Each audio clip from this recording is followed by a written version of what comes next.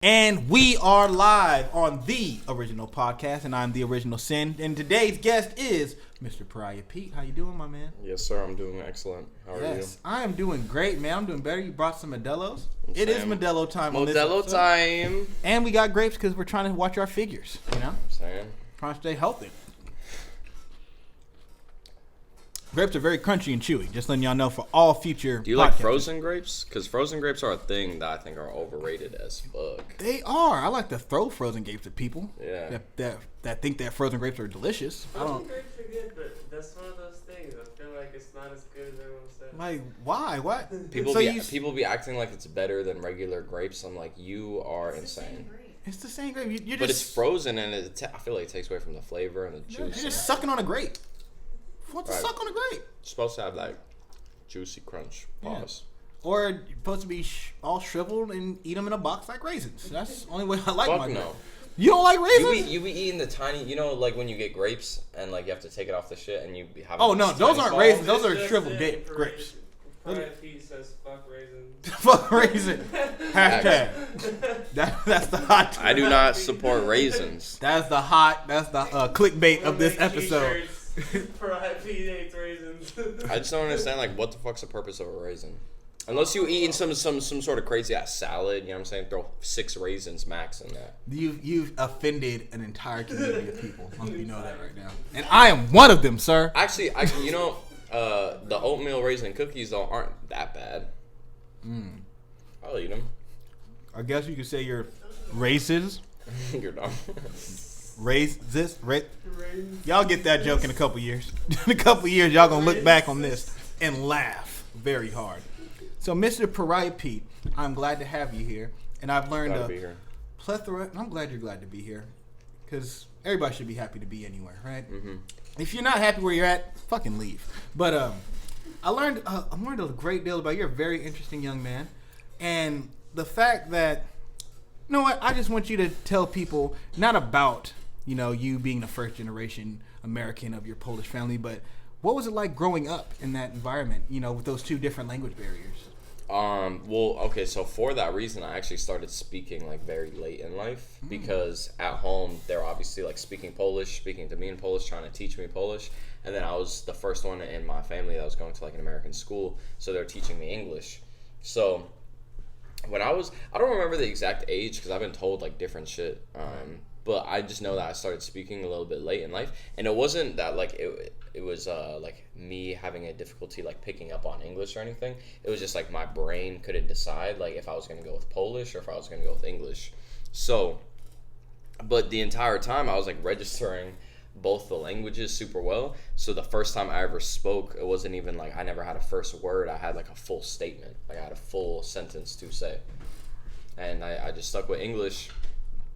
And I just continued on, like, to this day, I speak very little Polish just because, like, I feel like once I left it behind me, I just continued moving forward with English, and I didn't really bother, like, trying to learn more Polish. So the only Polish that I know now is, like, very simple shit from my childhood. And, like, back then when it was, like, because I'm the youngest of 5, it was, like, everyone living in one house type shit, and so, like, everyone was speaking Polish to each other. But quickly in my life, it just became me, my mom, and my sister. And so Polish was like not being spoken as much when I was like starting to get around like 8, 9, 10, and then so on and so forth. When I was a teenager, it was just my mom and I. So we were just speaking English. But there are a lot of like just cultural differences between like Polish people and American people. And just coming from a European family, like if I don't have a job or if I'm not in college, I'm not doing shit. Like, even though I'm very like successful for my age right now with this music shit, it's like, and they're supportive and whatnot, like they all care or have the appearance to care or whatever, but they'll still make little statements like, oh, well, like, what do you want to study for, like, in college? Like, what do you want to do for your career? And Song's I'm like, good, but so that class, you picked the class yet? It's like, I don't understand, like, I could go back to college, like, dude, you could fuck up so many times in life and, like, restart. You know what I'm saying? Because it's all about, like, now in the present moment and what you're going to do, like, moving forward on. And so, like, I could waste away, even though I'm not. That's the thing, is I'm actually succeeding, and I'm, like, actually elevating and propelling, like, every time I do something. But Yeah, dude, being a Polish American, it's just interesting. I'm glad to have that like immigrant mentality though, because I just work my ass off. Getting here, getting to the grind. Yeah. Beautiful. So for going in the household, I know you went to school with all your American English friends. You're American, you know. Yeah. Ice don't come here. He's American. He's all validated. Yeah. Check him out. Please leave him alone. Honestly, Ice don't come anywhere. Please, don't come. They y'all ask where y'all at. Yeah. But what was a situation where you went to school and you learned this Americanized thing and you brought it home and they're like, what the fuck are you talking about? Did you have a moment like that? More so food. Food, dude. I was the first person in my family who ever ate fast food as a child. Oh wow! Like, dude, my other siblings, like, because dude, Polish food is like, I don't really like Polish food that much, to be honest. Like, Polish food? It's like a lot of like pork and like onion and cabbage and like nice and bread. It's just stuff like that, and it's just like I would get so sick of it, and I would never want to have like Polish food. And so now I appreciate it a little more. Like certain dishes, there's certain dishes I still to this day like I'm not gonna fucking eat that, yo. Like cabbage rolls and shit. I'm like, shit smells good. Oh, it's called fucking gołąbki. Gołąbki. It just sounds gross, bro. Yeah, that's not a. Do you want to eat gołąbki? Yeah. Not at all. But then like Polish sandwiches, like I'll get down with a Polish sandwich. Just like Polish pickles, bro. Polish pickles are different. Like any pickle you've ever had in your life is different. Dude, it's like it's not a sweet pickle, it's not a dill pickle, it's like the perfect pickle. It's the perfect pickle. Bro, and it's pickle Rick. Yeah, dude, yeah, exactly. That's dope. So I didn't really like go to school and like come back like picking up on any like American things. It was more so just like the food and then just like culture, because like from a very early age I just like picked up on like my sisters and my brothers who are all playing like rap and R&B and shit. Right. Like that's not a part of like Polish culture at all. And that was like my earliest years, bro, because like I said, I'm the youngest of 5. So when I was like 3 years old, my sisters were like 16. So they're playing fucking 50 Cent, Nelly, Eminem, Dr. Dre, like whatever was popping in like 2002, 2003, like I was hearing in my subconscious at a very young age. That's dope. Because I remember hearing that you dropped that in a week. You dropped what, the 50 Cent, the Miguel remix, and you dropped the Eminem remix, right? Yeah. So which one did you like better out of all 3 remixes? Which one what did the people like better? Well, no, I didn't drop those, but I wrote those. Yeah, I wrote those. So they didn't come out? Those were in like 4th grade.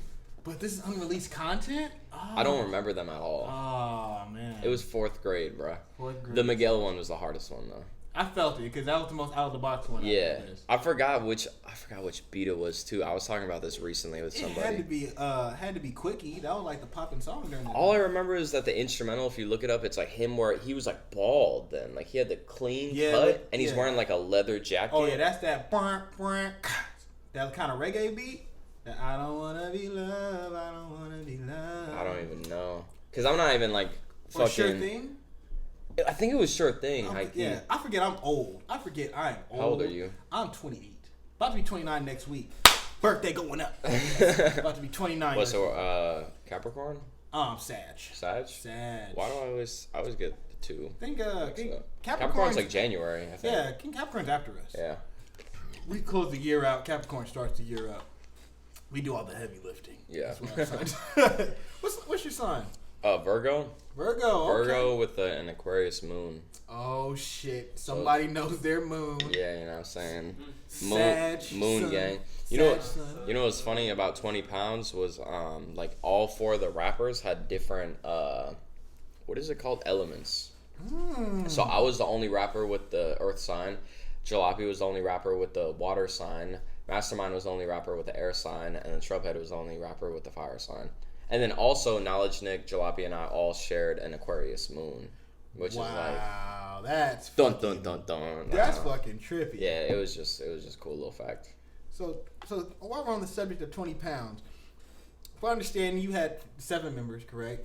Yes. It was co-founded by you and your homeboy Crust, the producer. Yep. So tell the people a little about how that began. Yeah. So basically, Crust and I like met and became best friends at both like very pivotal times of our life, where like we don't even like go way back. Like it's nothing like, oh, I know this kid in middle school, elementary school, like our parents are friends. Like it's nothing like that. Him and I both became best friends the summer that we both got broken up with, and like two year long relationships. So like these were like long committed relationships, and we started hanging out like in the beginning of the summer, and by the end of the summer we were both broken up. But in the beginning of the summer and like a couple months prior, like he was just starting to get into the producing thing, and like it was a very low-key thing that like I was a rapper. Like I wouldn't tell a lot of people because I wasn't posting nothing, so only like my closest friends knew, and then my girlfriend at the time did. And so I met Crust through my girlfriend at the time, because they were like his girlfriend were also friends with my girlfriend. And so we just started hanging out, bro, and like I got comfortable around him, so I started showing him my shit, and he was like a big portion of the reason why like I'm doing what I do today. Like he gave me like he instilled in me the confidence. He like was like, bro, you got some shit. He was like, just keep doing it. So like I would always like go to him for reference, like, oh, what you think about this? I did this earlier tonight. Like literally it's still that was in 2015, 2016. Tonight I was like, yo, what you think about this chorus? Like he's just my right hand man, yo. Like he's gonna be my best man at my fucking wedding one day type. That's shit. Beautiful. And so yeah, bro, we just started linking up, bro, and like we would always just be bouncing ideas off each other, and he was just getting into producing, and like I was doing the rapping thing, and you know that's like the perfect fucking duo in hip hop history is producer and rapper.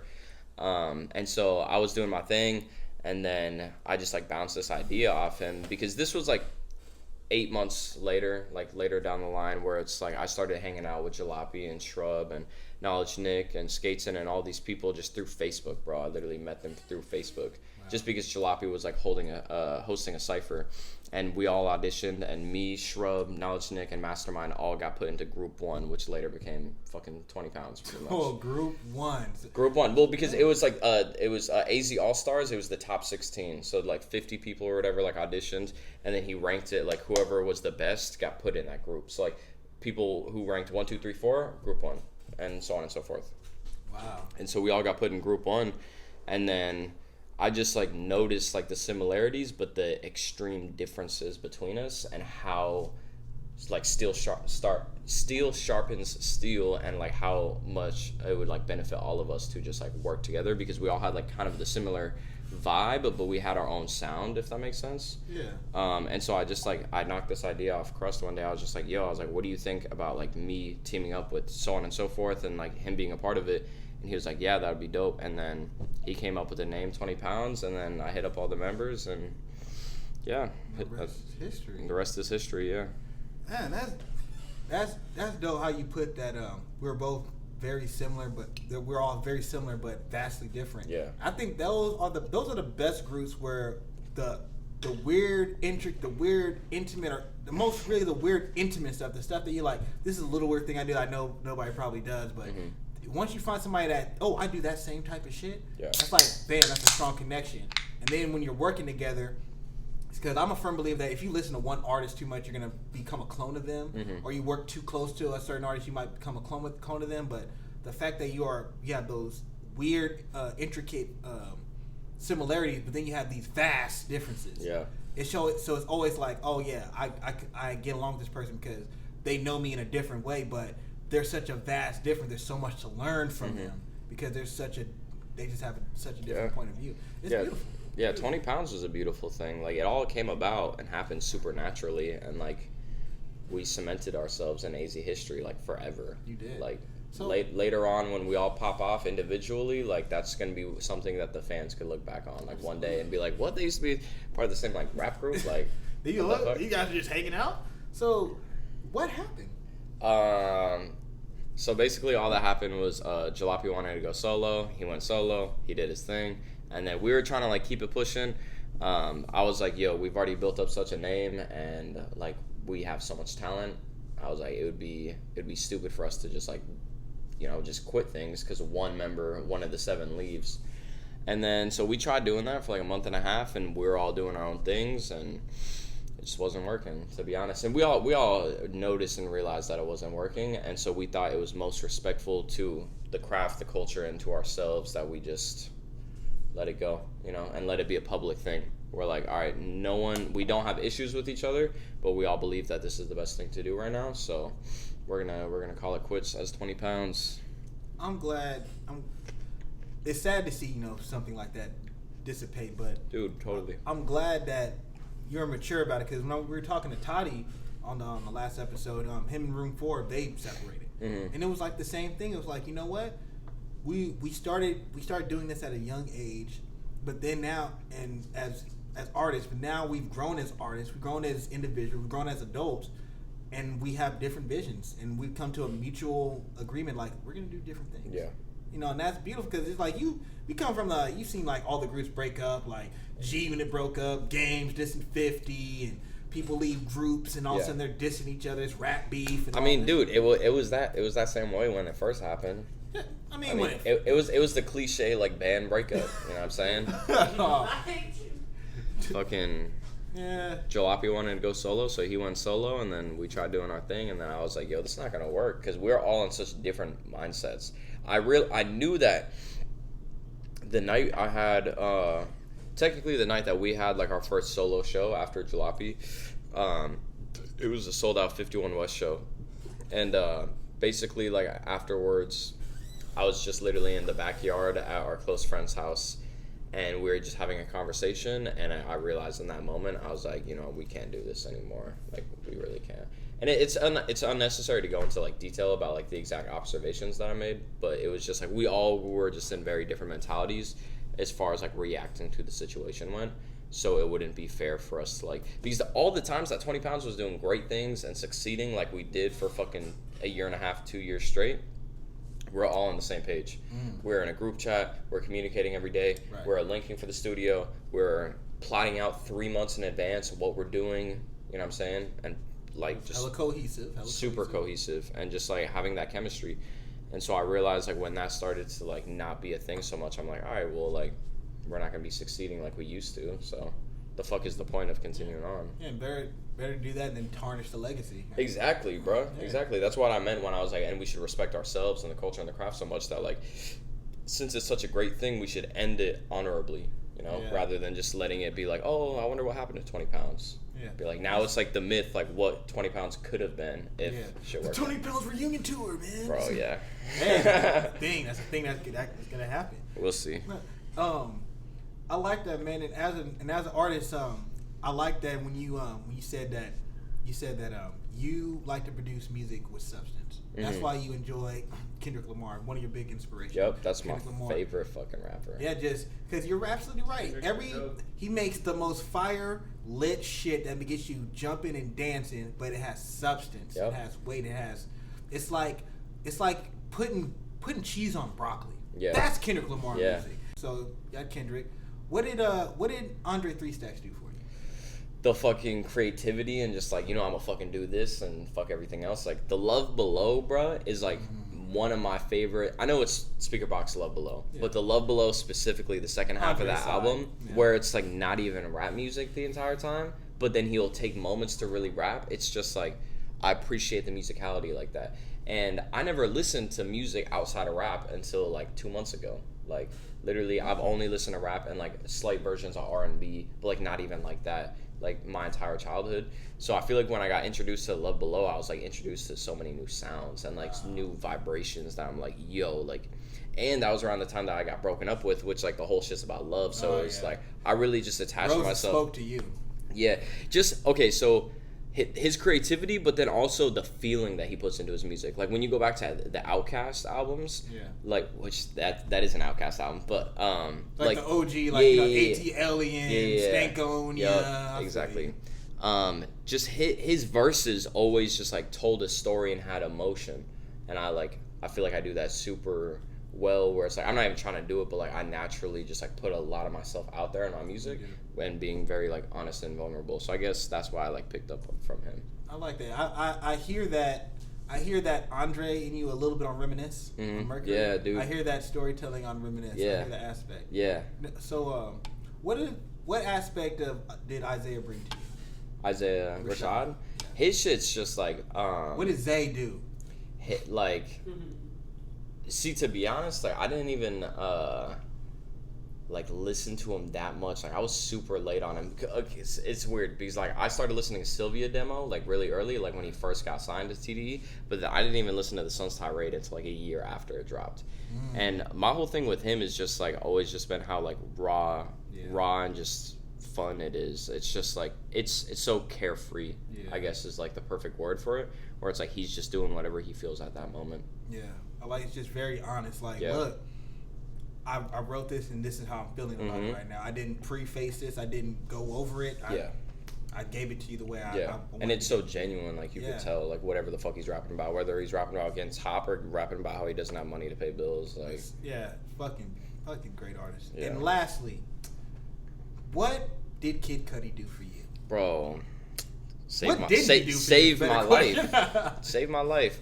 8th grade was like, that was the year of 2012 for me, and that was like the most depressed and like real life like suicidal I've ever been in my life. And like The Man on the Moon Part 2 is all I fucking listen to, bro. And so what I picked up from Kid Cudi, bro, is just once again like the honesty, the vulnerability, but then also like turning that into like great art, you know, like moving past that, not letting that be like a weight down, and not letting that be a burden, and letting that be something that could empower other people. Which is like what Mercury did for a lot of people. Like I was not expecting that too, because I was scared when I first finished it. I was like, damn, this shit is fucking honest and it's like open. I don't know how people are gonna react to it. And then when I heard the stories of people telling me how like they cried to it, or it saved them for a few days or a few weeks, or it might have like changed their life, like that type of shit, like the fact that I could use all that pain and turn it into power, like was what I like feel like I picked up subconsciously from Kid Cudi's music. That's beautiful.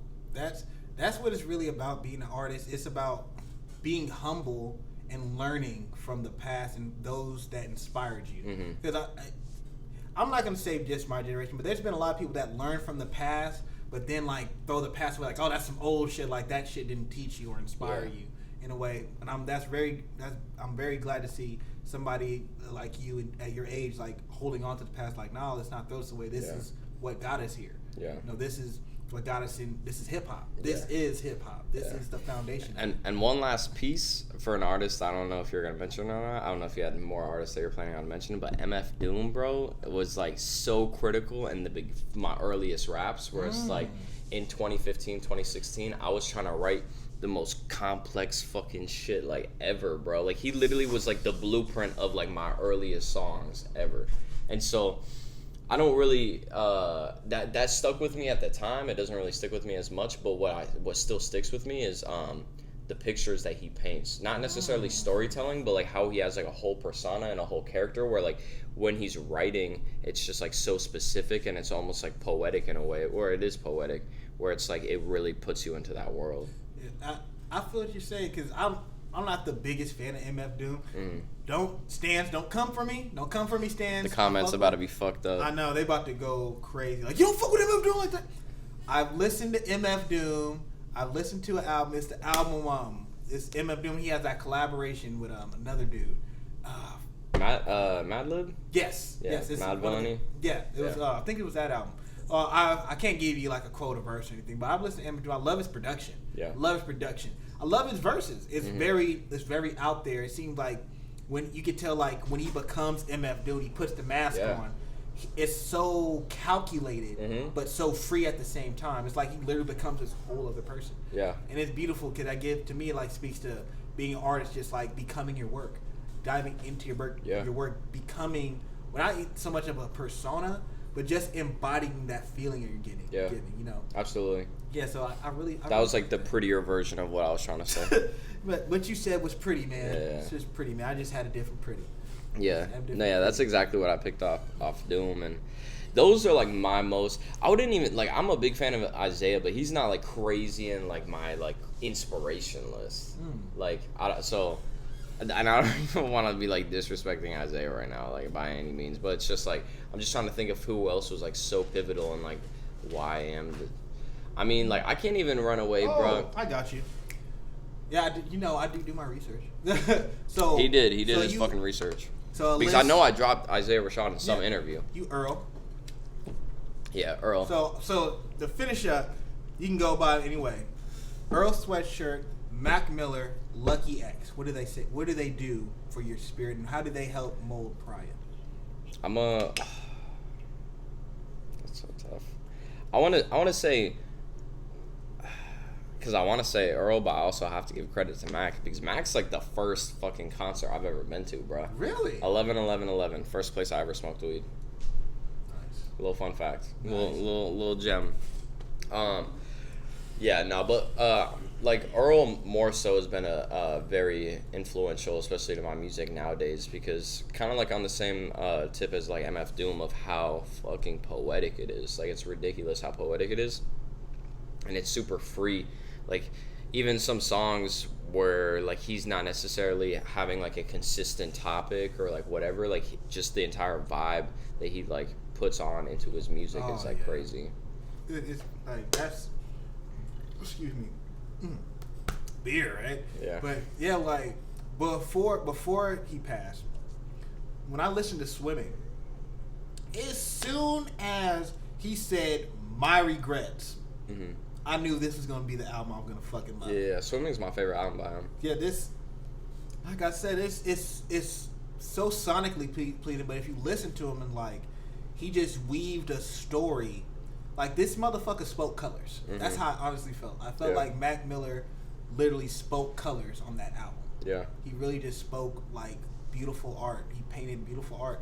2009, before his death, made people cry. Yeah. It made people feel and cry, and it was just a really great album. It was a really great album. It's a really great album. That's my favorite album by him, to be honest, to this day still, just like production wise.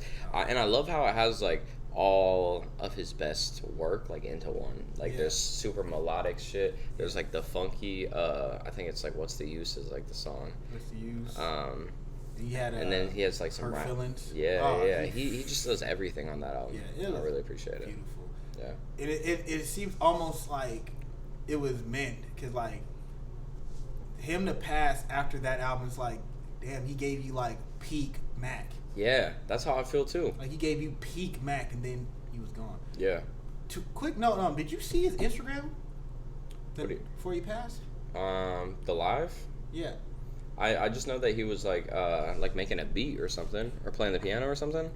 I don't know if he was playing. It was I'll never forget, because it was like the morning he passed. I'm like going through like my Instagram stuff, and I follow Mac Miller. Yeah. And I was looking, it was like, but it was just him, just when him live, it was just him just chilling. It was just the camera on a record player. Yeah. It was just playing a random record. Damn. And I'm like, that's creepy as hell. Yeah. It's creepy as hell, because like that's the last thing. I'm like, was that what he was doing before he just like passed? Or it's fucked up. And just like seeing, because I was like a huge Mac Miller fan myself, but it's like just seeing how his death like affected so many people around him, especially like same with Nipsey, where it's just like, yo, like he spoke for so many people, and he touched and impacted so many people, and people grew with them. People grew with Nipsey. People grew with Mac. Like, we literally watched Mac Miller fucking grow up, bro. We did. Like, from him being 18, like younger than me right now. From kids all the way. That's what I'm saying. Man, like, and so to see how many people he like touched on that journey, you know what I'm saying, and affected on that journey, just like see how devastated everyone was for both, like I said, Mac and Nipsey, is just like, that shifted my mentality, where it's like, all right, like I want to make sure that my time here is like well spent, you know. And X, like, oh yeah, that the year of loss. If you look at like, those were 3 really big losses, not just musically, just to the generation, because X was such a big influence to that very young generation, the newest generation. He spoke to them. He spoke for them in a lot of ways. Yeah. And Mac kind of felt like that void for, like, you know, the in-betweeners, the 20-somethings transitioning to life, becoming adults, more established. And for, you know, for me, Nipsey just really spoke to me, just coming from Cali, that real street life. Yeah. I'm not from the streets, but just coming from Cali, just that Cali perspective, and those that delve in that street life, just speaking for them, and from the hard knocks perspective, and from the business mind intellect's perspective, just letting people know their story, and people became better people listening to them. Because of them, people became better people and started to mature. And I was very hurt. All three of them passed. I'm hurt when anybody passes, but those 3 were leaders to me. They were really big, influential leaders to better people. Yeah. it's tragic, but that's why it's like it's great for artists to keep that voice alive, that we keep chanting what they did, we keep bringing to life what they've done, to let the future know, like, this is what inspired us, and if you follow us, these are people you should follow, because these are the originators. You know, and that I really like how you did that. I really like how you incorporate that. Yeah, especially X, dude. X like revolutionized like a whole entire generation. Like he's the reason why so much of like SoundCloud rap sounded like fucking SoundCloud rap. He pretty much like started and pioneered that movement. Like, that's what bro. He was the front runner of that SoundCloud movement. rap. Like, bro, that fool was going on tours, like not even signed yet, like fucking thousands of people. Ski Mask and all Yep. that, and they were all rolling together, just making it happen. Florida, you can really say Florida's the reason for the SoundCloud movement. No, yeah, bro, like Florida, Pooya, Suicide Boys, fucking Denzel Curry, Florida. X, Ski Mask. Kodak. It's really Florida. I didn't even. Kodak Black. Yeah, Really yeah. all of like members only, you know, all members only crews, all of them. Real shit. Lil Pump has some buzz too. He got some buzz from that too. I remember the first time I ever heard Lil Pump. It was D Rose. I hated that shit, bro. I remember because I fucked up in school, so I was like a senior in a junior class, and this kid behind me is like, bro, you heard this? Oh, what is his name? He was a homie too. I mean, not outside of school, but like in math class. Shout out to the math class, homie. Shout out to the math class, homie. Dude, I remember, bro, you had glasses, you had facial hair, which was crazy because you were like a year and a half younger than me, and I didn't have facial hair at the time. Yo, I gotta think of his fucking name. I know his homie though, because his homie like still supports me to this day and shit. But basically, he was like, because he knew I was like a rapper and shit, but he knew I was doing like the boom bap shit or whatever. And he was like, Pete, he's like, what you think of this? And he showed me D Rose, and I was like, dude, this is fucking trash. Not it, Chief. It's not it, Chief. But you know what I'm saying. So it's you have you have an interesting perspective. Like I've heard you say boom bap a couple of times. Have you been labeled a boom bap rapper? Yeah, dude, I get labeled a boom bap rapper like all the time. Not all the time. What do you consider? Because most people in our field, you hear boom bap rapper, you automatically think OG New York style rap. Yeah. What are you taking when people be like you're a boom bap rapper? I guess like the same shit, which like I can't run away from my influences because like when I first started rapping, like I was listening to like a lot of 90s New York shit, like fucking Nas and Biggie and whatnot. So that was like early in my sound. But to this day, like I don't consider myself a boom bap rapper because I feel like I don't like putting a box on anything in the first place. So it's like, why would I try to box and label myself in? But I haven't heard boom bap rapper in a while. Well, I heard most recently after Mercury was like a lo-fi rapper, which I was like, all right, I guess. Yeah. Like my music's not lo-fi though. Like technically speaking, it's very probably high quality. It's not lo-fi. They're probably just like, oh, The take your sound. time. Well, take your time's lo-fi. Take your time's definitely. That's probably like, well, you must be all lo-fi. Like, Yeah. There's like 6 other songs on that dead project, ass. bro. Yeah, facts. Yeah.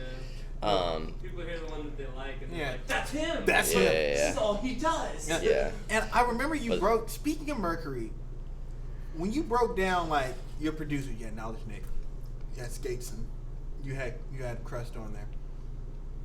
And I like how you broke it down like Knowledge Nick did the intro and outro. Yep. You had Skateson doing Eyes Wide Shut and Reminisce. I shot Reminisce. Cloud did Track 2 and 3. Track 2 So yeah, and 3. Knowledge Nick did the intro, outro. Crust did 2 and 3, and then fucking Kateson did 4 and 6, and then 5 was randomly off SoundCloud. Yeah, you got you got it off SoundCloud. I was close. Yeah, you were. But I like how I actually heard, and I haven't got to meet these gentlemen. Hopefully, I get to meet y'all gentlemen one day. Knowledge Nick, because that Pearl intro, it had more of that. It felt more like, if I had to give it a vision, it's like if there was like a light on the microphone. That's what Pearl felt like. Yeah. It was just a spotlight on a microphone. That's how the outro felt like too. Yeah. Like I'm just about to tell you the real. Yeah, Then that's facts. That's a dope ass way to put it. And how not just from knowledge that tells me like his name is like he's a very wise man, like laid back dude. And then you have Crust and Skateson filling up the middle, especially with like Young. Yeah, that's Crust. Especially like that gave me those beats. Let me know like whoever that producer is knew you. Like, they knew you in a way because both those Young and Eyes Wide Shut. Eyes Wide Shut. Both of those were very intimate tracks. So probably I would say your most intimate tracks outside of Reminisce. And then like I could tell like the producer who did that, you had to have known him. And then the last one, Take Your Time, it felt like a single. It felt fun, and it kind of felt out the box. I didn't know the producer, but saying that it's like a producer I just found, it makes so much sense. So, saying all that, when you compiled this together, did you have that vision, or is it just how the pieces fell? As far as like the track list? Like the track list and that vibe that they all got. The track list kind of like came about like super naturally, where it was just kind of piece by piece, you know, and kind of putting like the puzzle together. Because I went in like so many different orders of the track list. Because keep in mind, like I had 2 different versions of this album before it was even like what it is today. Right. And those are like not good versions, you know what I'm saying? But it's like when I first heard Pearl, I was like, this is the intro, okay? So after that, I knew New Day was gonna be the outro, and then from there it's like literally just like putting the pieces together of like what sonically like fits the vibe. But you're totally right as far as like the intimacy part, as far as like Young and Eyes Wide Shut go, because like Crust, you know what I'm saying, that's like my best friend. Like he knew he made that beat, and then I was literally sitting on it for months, and I would keep talking to him about it. I was like, bro, this beat is so special. It's like I'm gonna write to it when I have the right idea. Like I can't just write a random song to this right now. And same with Eyes Wide Shut. Eyes Wide Shut had to that beat, had a whole different song at first. Wow. Like literally a whole different. Literally rewrote an entire song. Rewrote an entire song. Wow. Because I listened to the beat, and I already had some of the lyrics for Eyes Wide Shut. Like I've been living out of bag, so all my shirts are wrinkled. Like the 2 super on the official version, it's just one long ass verse. But originally it was 2 different verses. It was like those were so personal and so like storytelling like, and I heard Eyes Wide Shut, the beat, and I was like, bro, like this is what it calls for. So, yeah. I like that. Yeah, I like that. It took some revision, you know what I'm saying, and time, but I don't know. I'm a super project oriented artist. Like I can't really like explain, but it's really just like putting together like a puzzle piece, and that's like what I'm doing right now with my next project. Like I'm just putting together the pieces, and it's all just like falling together, which is beautiful. Nice. So so before Mercury, you dropped a project called Abyss. No. What was it was called Outside Looking In. Abyss was like the biggest song on there. Oh, okay. That was a single. Yeah. Okay, so Outside Looking In. I remember on the Spotify playlist just said Abyss. I'm like, okay, that's it's weird. It's weird on Spotify. It says that like Jansport, Abyss, All Good, and Android 13 are albums when they're just they're singles. Okay, it's weird. So, but that's like my second most. It's my third most played song on Spotify, so that's probably why I came up higher. And it was like album Abyss. Okay. That was just a song with the motherfucking legendary Kaylee Morgue, who, you know what I'm saying, is a very dear friend of mine. And now she's fucking signed, you know what I'm saying, on Republic. And she's killing it, and she fucking deserves it. That's right. Super talented. Do your thing, sis. Yeah, you know what's funny about that song is none of my homies like that song. And that's like one of my biggest songs to this day with females. Like, wow. No, that's all you really need to hit, right? The female, because they care. Dude, the female market is the market to tap into. Love. No, for real. Like I literally like did. I looked at studies that like female fans are more likely to 1, go to a show, 2, buy merch, and 3, the best way of promotion, like actually tell people about you. Like females hold like a lot of value to like who they're fans to and friends and stuff. Even with online marketing, everything, music world, like it's just the female market just tends to be, you know, it just seems to be like they hold a lot more. They do. Yeah. Even in my job, I learned that as far as like donations, 70% of all donations come from women. Really? 70%. That's crazy. Of all for the worldwide. We don't they're like, I gotta save this money for bills. Yeah, I just always find it funny that like no one, like I remember playing that song for my homies and they're like, I don't know about that one. And then I drop it and that shit has like 60,000 plays, and I'm like, what the fuck? This is more played than any of my others. Women are like, we know about it, dude. Literally, like to this day, I can still perform that, and like there's still gonna be a few girls in the crowd like rapping those lyrics who have like been fans since 2017. So. Yeah, she blessed that song, man. She blessed that song for real. Cause she, sorry to interrupt, but that song didn't even have her on it. And like what happened was all in the same night when I played her that mixtape, Outside Looking In, which I actually just made most of the songs private on SoundCloud, cause it was just like old shit, you know what I'm saying? I'm not fucking with it anymore. I left like 4 or 5 out of the 10. And I played her that mixtape, and that was early 2017, so that's close to 3 years ago now. And she was like, that's my favorite song on there. She's like, let me put vocals on that. Nice. And that was the same night that I told her about 20 pounds before we publicly launched. And she was like, let me be a part of the group too. And I was like, all right. That's crazy. So she blessed the song and she blessed the group. That's crazy how that stuff worked out. Yeah, man. So, Outside Looking In? Yeah, that was the project. That was the mixtape. On Outside Looking In, the cover is you and your sister having a serious moment. Mm-hmm. Now, does that moment signify or symbolize the entire project, or does that moment really speak more to you about what the feeling that the project gave you, more than what the project gave off? It was more so just like it wasn't even necessarily about like the vibe that the project gave off, because the vibe that the project gave off was like kind of all over the place.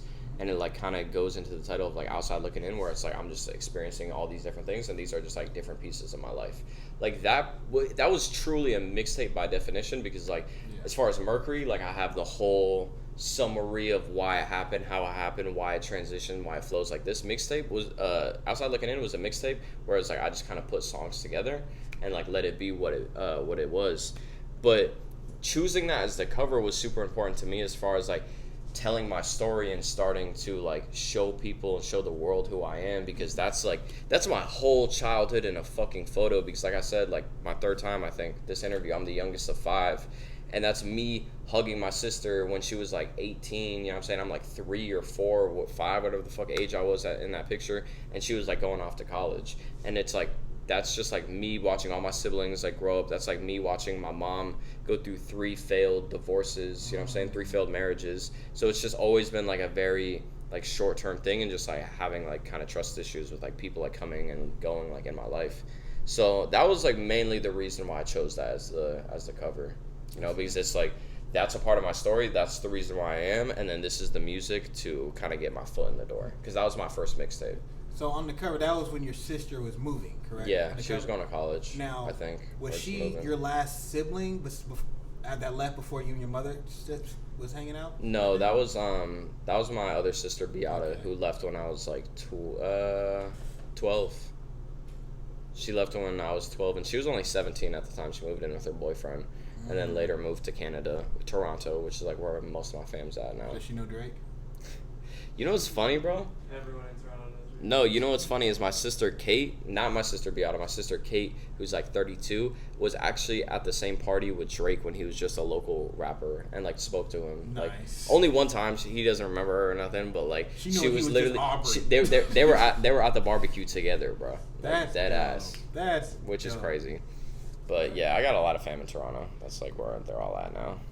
So that's dope.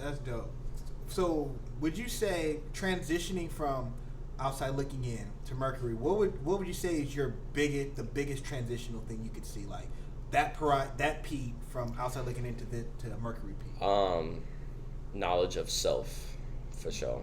Because in between that, we did like the 20 Pounds album, and that's where I feel like I really like became confident in myself and certain myself as like a lyricist and a rapper. And so that's like where I proved my pen game. And so because Outside Looking In, I feel like I was like searching for something, you know, like I was making the best music that I could at the time, and there was still a couple songs off that project that I still perform and still are great to this day. All good. I'm having a lot of burps, yo. It's all good. Modelo. Starting to get a little faded. But there are a few songs off that mixtape that, like I said, I still perform to this day, but then a lot of the songs were me just like experimenting for like what I wanted to do at the time. And so what happened in between then was I did the 20 Pounds album, where it was like, okay, this is who the fuck I am, this is what I do, and I know I'm good at it. And then so Mercury was like, okay, so how can I truly just be more conscious of the direction that I'm going in? Like I knew I wanted to go in that direction of like storytelling and telling, like being so honest and vulnerable about my life. And so I feel like just learning, just kind of like, really it was the 20 Pounds album that like truly helped me a lot as far as like the creation of Mercury. So now, let me ask you, as far as we're on the subject of Mercury, you know, you went through a lot prior to that, the party being made. Car, relationship, you're living in different places, in a trap house with your ex's people. Now, if those events didn't happen, would that project been the same? Fuck no. Hell no.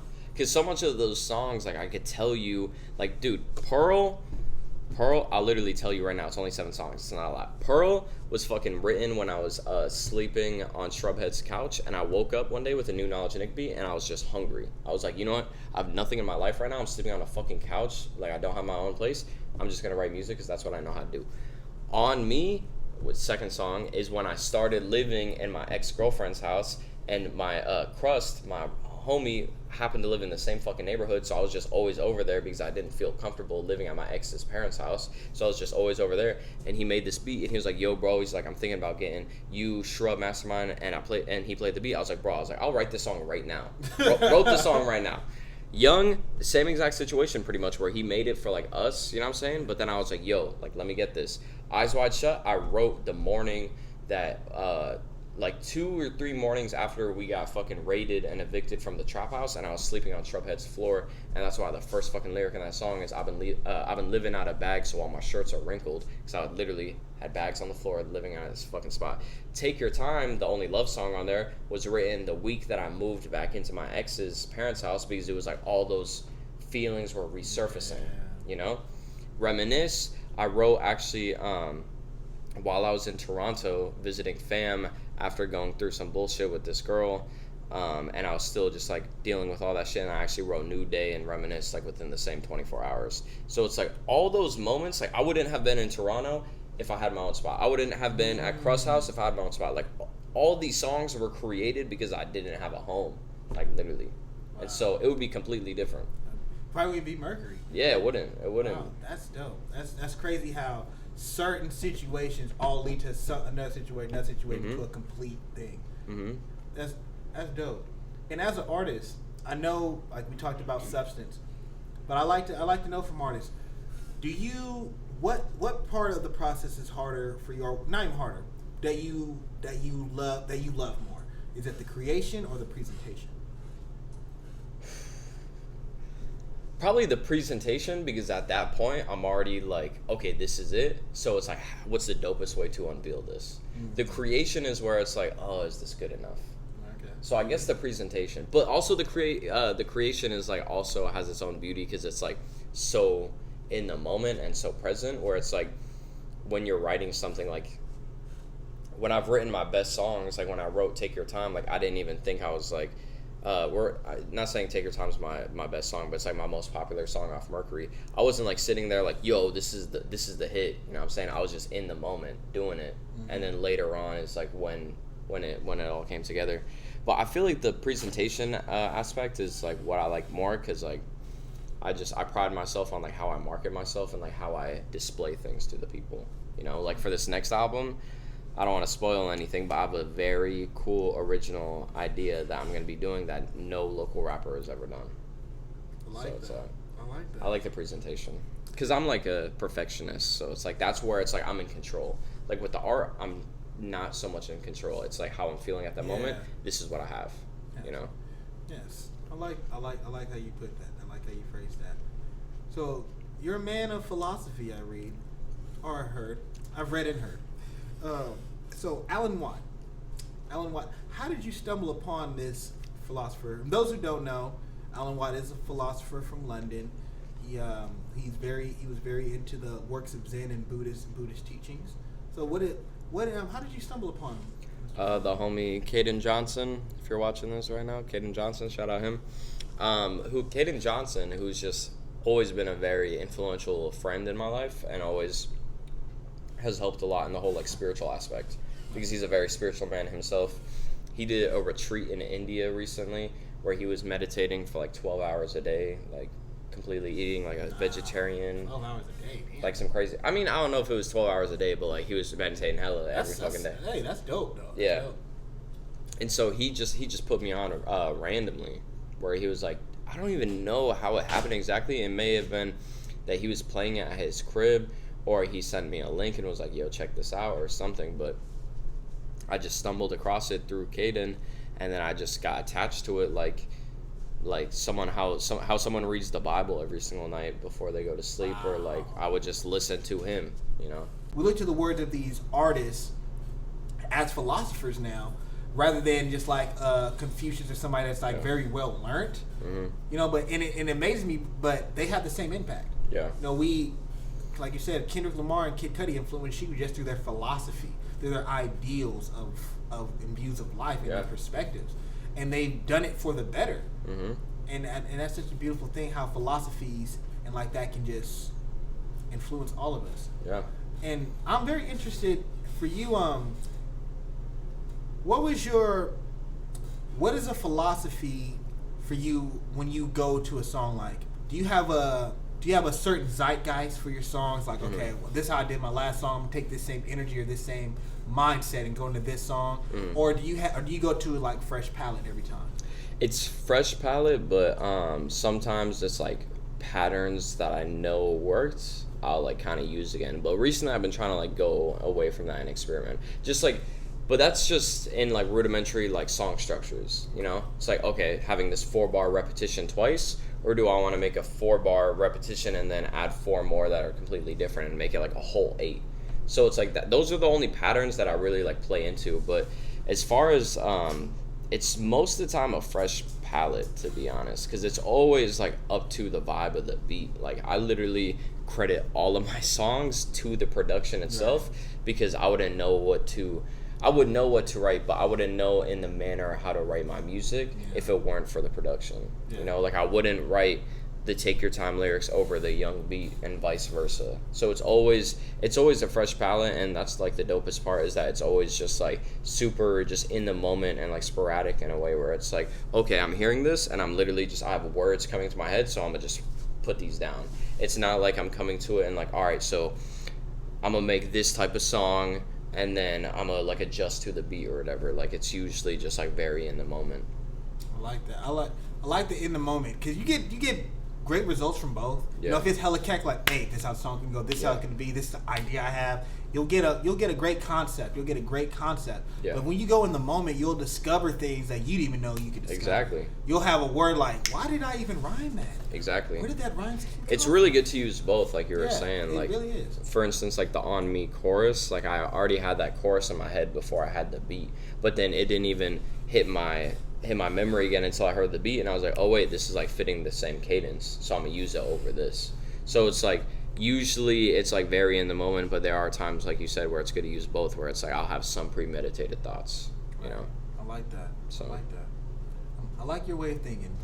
This is like really the first time we got to really talk, man. That's facts. That's facts. We've only like chit-chatted. I mean, you were at the Sunny Cartel. Yeah. And we spoke a little bit there. Yeah, we speak at all events we see each other. Yeah. But this is great to have actual sit down. Yeah, man. I appreciate it too, because you actually did your like research, so it's not just like me telling the same story like over. Oh no, because bro, doing my research, I heard you regurgitate the same story over and over. I'm like, all right, let me try to save it from that. So you're finding like new ways how to like pick at it, like. When you're going through like the whole list of artists and like how they individually affected me, I was like, all right, this is some shit like I've never been asked before. Like I appreciate this. Right now. No problem, man. I try to keep it refreshing for you. Yeah, man. no, yeah. I appreciate it too, because I do like a lot of, or I have done whatever, still do a lot of like interviews and podcasts and stuff. So it's nice to do some fresh shit.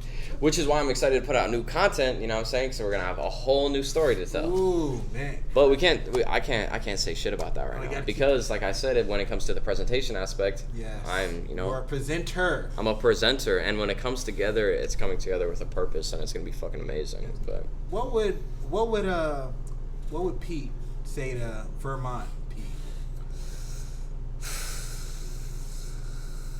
Pete now say to young Pete in Vermont. Man.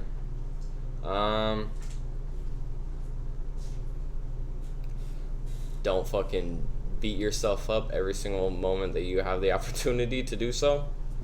And just be yourself. Shit really ain't that serious, bro. Like, and try to learn. I used to be very ignorant, man. I used to like not want to accept knowledge the way that it is. And I used to like purposely like be kind of, damn, this cat wildin'. For the viewers, this is a cat. This is Archie. You push him off. What to do, Archie? Yeah, I get the biggest thing though is just like, you know, have fun. learn more about reality and yourself and whatnot. And yeah. Yes, there's a cat on the show. That's Joshua and the cat, Archie. Yes, give it up for them.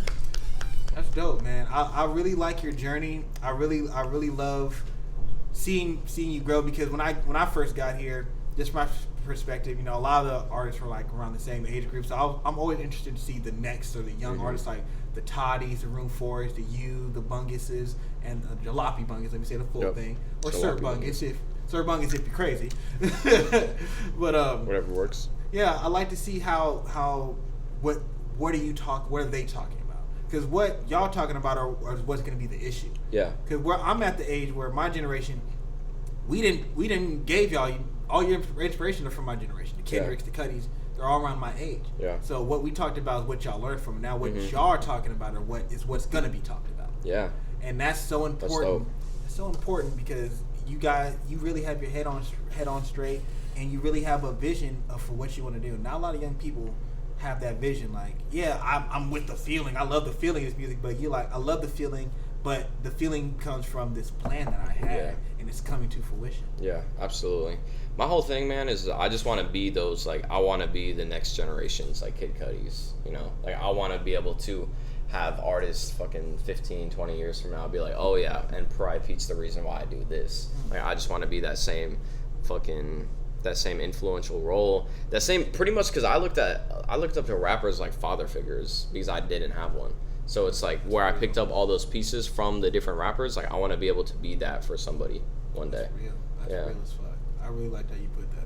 Yeah, bro, because that's like, that is just straight up facts, bro. Like, that is why I embodied like everything that like the culture is because like that's where I found my identity. That's where I found my purpose. That's where I felt accepted. Like, Pariah means outcast, but that's how I feel to the outside world. That's not how I feel at a fucking show.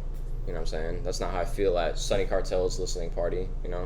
That's just how I felt like in school and like the establishment shit. And that's how I feel at work, And the norm, societal norm. I feel like Pariah, when you that's what Modelo time, burp.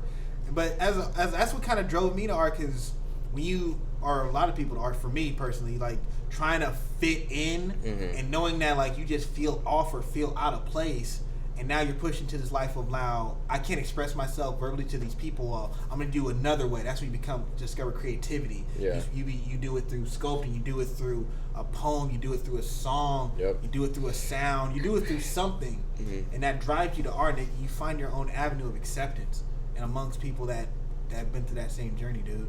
And that's really beautiful. And speaking of hip hop culture, what is your feelings on where we're at in hip hop culture today? We're in like a very split part, I would feel like is the best word to put it, just because like it's not, maybe not split is the right word that I'm looking for. It's just like a very like just there are a lot of like polar opposites going on. It's like a very extreme amount where it's like there are like the fucking Kendricks and the Coles, and then there are like the Lil Pumps and like so on and so forth. So I feel like where we're at right now is just trying to like navigate like how can we find the clearest middle ground. But I don't even know if that's necessarily ever going to be achieved, to be honest. I feel like maybe I'm not for like creating like sub genres by any means. Like, for instance, like how rock has like punk rock and then indie rock and like whatnot. Like hip hop is at that point where we could have sub genres of like, all right, like emo rap, trap rap, whatever you want to call substance real rap, Kendrick, and like conscious rap. Yeah, conscious rap, I guess. I feel like that's just where we're at right now, but I don't feel like that's our future, where like I don't think we're going to benefit by trying to divide ourselves. So I feel like just trying to find that middle ground through these individual artists and just like by pushing the culture forward is like our where we're at right now is like not where we're going to be in like 5 to 10 years. That's interesting you said, because I'm a strong believer that subgenres should happen, because like for instance, you heard of the whole Ari Lennox thing? The whole Soul Train Award, she was nominated. Yeah. Like that, to me, that's a case of if we had sub-genres, that case probably would have been avoided. Yeah. Because if you have trap rap, emo rap, grunge rap, country rap with Lil Nas X is doing, if you have your sub-genres, there will be less confusion of where you bracket people. Yeah. You know, so things like Ari Lennox, like, oh, she's a soul. Well, she's not a rapper. She's a singer. So she's a soul R&B artist. But especially to the outside views, when they do the Grammys, it's like Tyler Creator, Igor. Yeah. Igor is nominated for a rap album. Yeah. I wouldn't call Igor a rap album. Yeah. And I don't think Tyler would stand by this is a hip hop rap album. Yeah. But it's nominated because we don't have subgenres. If we had subgenres, I would call that like alternative. Yeah. Alternative, new school, or new wave. Yeah. I just feel like, do we benefit though by trying to like divide the culture? Because like hip hop's like the biggest it's ever been right now, and it's like literally it's pop. It's pretty much pop music right now. So would we benefit? Like I don't know if we'd be benefiting from trying to divide ourselves. I think it allows for a lot of like creative difference. You know, because there's a lot of people who resonate with emo rap, you know, versus like trap rap, right? There's a lot of people who are from the trap that resonate with the trap. Yeah. But like the, you know, Tommy from, you know, little neighborhood down here in Arizona, you know, may not resonate with trap rap, but he resonates with a little more emo rap. Yeah. And it gives them they can latch on to that. I feel like a lot of people listen to like all just depending on your mood too. Yeah. So I feel like the creative outlet to have all those differences, you know, it's kind of cool. I feel like some people go a little too far with it, and then they start to go like, it's like divided now, right? Yeah. And it's like, oh, well, we only like this kind of rap. Yeah, we only mess with this rap. Yeah, like I guess we don't like that trap rap. Then it's like, okay, well, hang on. Now you're getting a little. I guess that's the only reason why I wouldn't want that is because I wouldn't want that to happen. Yeah, you don't want people being like, oh no, we just fuck with that kind. Yeah. It's like, no, it's all part of the culture. But for me, like, that's how I feel, because when there was that big thing, like, you know, mumble rap, right? Mm-hmm. People were getting called, like, Lil Uzi Vert's getting called a mumble rapper. Yeah. But Lil Uzi Vert, at one time, ever identified as a hip hop artist. He identified as I'm a rock star. I'm a rock star.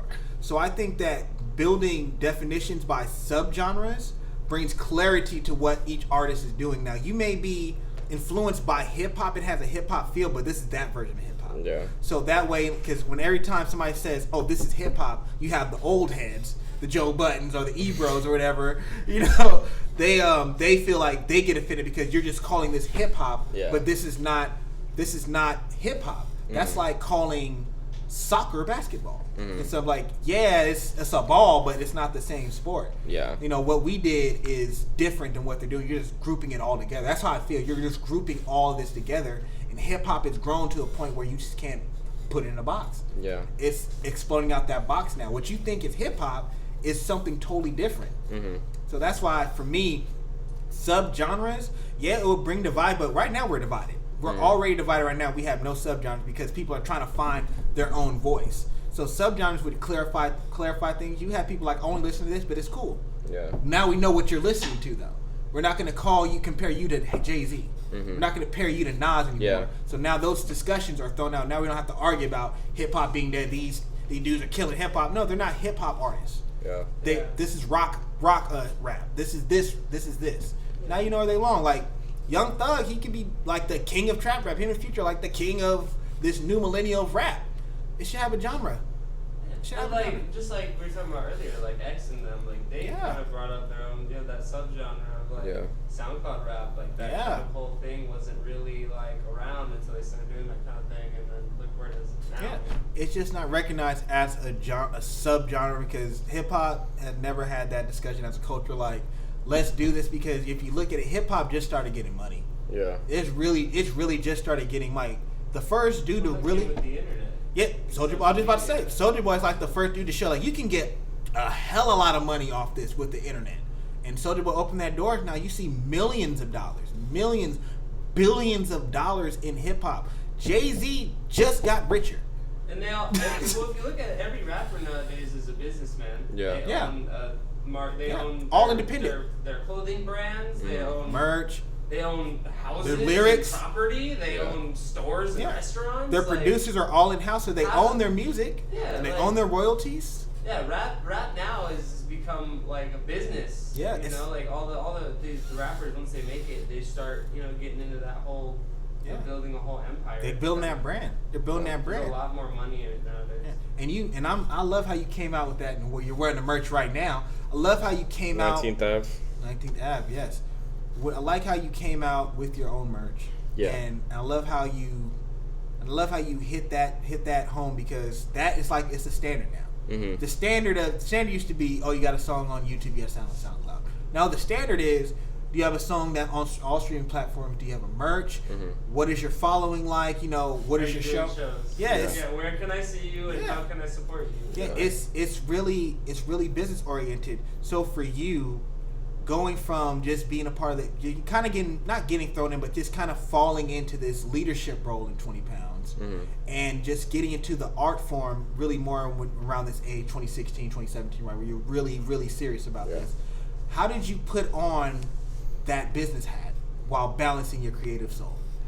Mostly just by like accepting accountability and responsibility for myself and my destiny right now, especially when I went solo, because now it's like, okay, I can't just like look up to other people and be like, all right, when I'm not dropping music, they're dropping music and we're moving together as like a unit.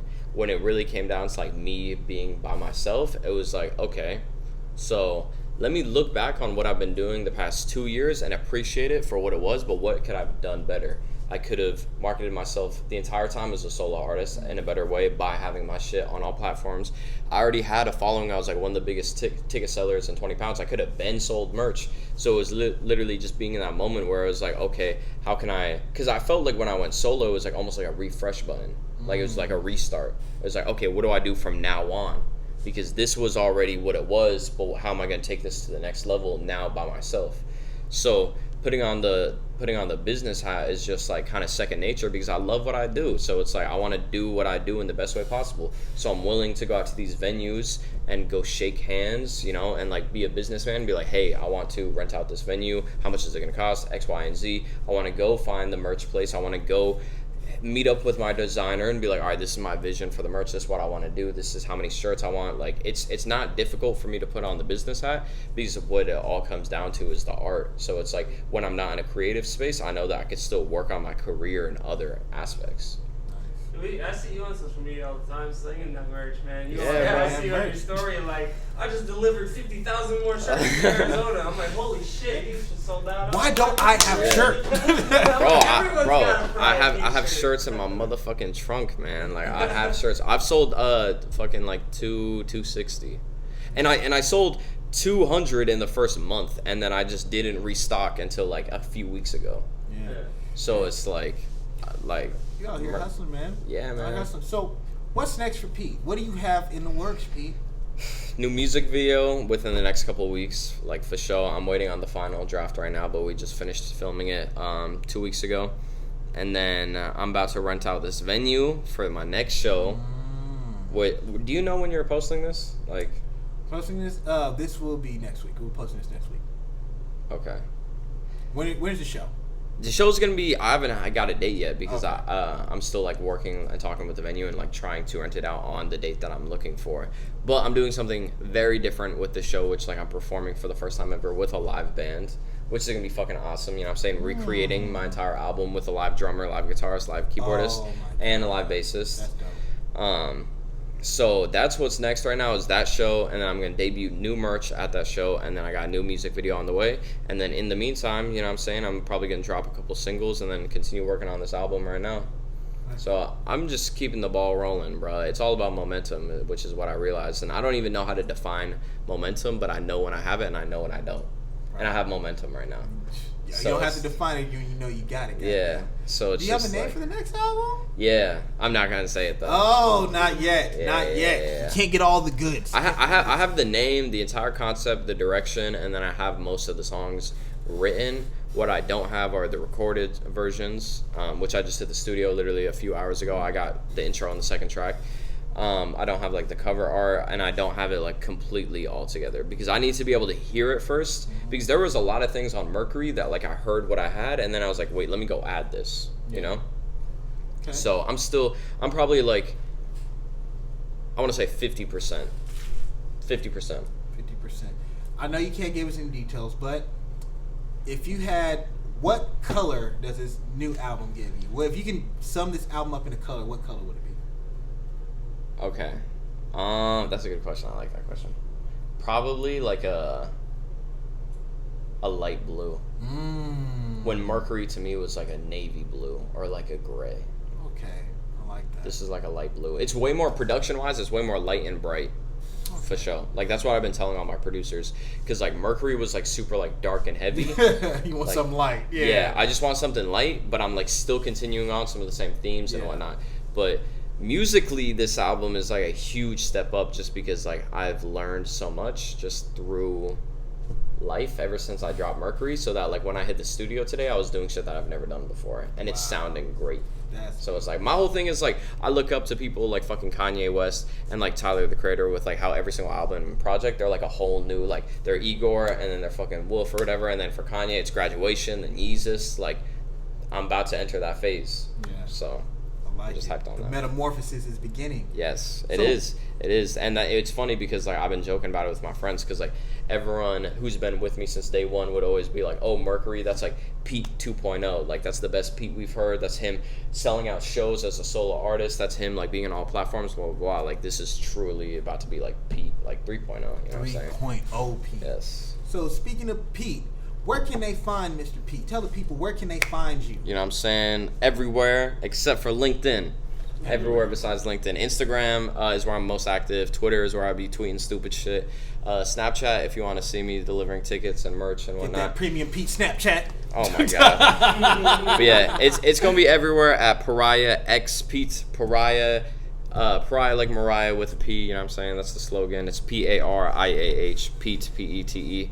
And then Spotify, Apple Music, Tidal, SoundCloud, fucking Google Play, everywhere. Every fucking where. Except for LinkedIn. Well, Mr. Pariah Pete, I am so honored to have you. I appreciate you, bro. This shit was fun as fuck. I'm glad, man. I'm glad you enjoyed the grapes. We had grapes, and the people enjoyed you, and I've enjoyed the people. So y'all have a great night, and we out. Signing off.